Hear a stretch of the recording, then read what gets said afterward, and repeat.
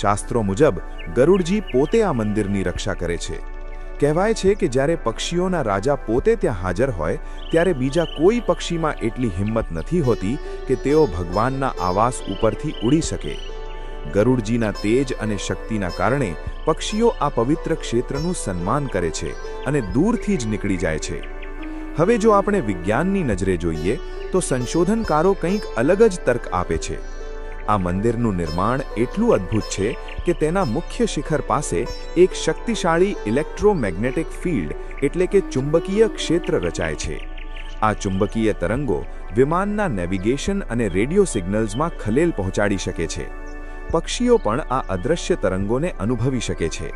મંદિર પાસેની આ પ્રચંડ ઊર્જા પક્ષીઓને અસહજ અનુભવ કરાવે છે, તેથી તેઓ આ વિસ્તારથી દૂર રહે છે. આ માત્ર એક જ રહસ્ય નથી. જગન્નાથપુરીમાં તો ડગલે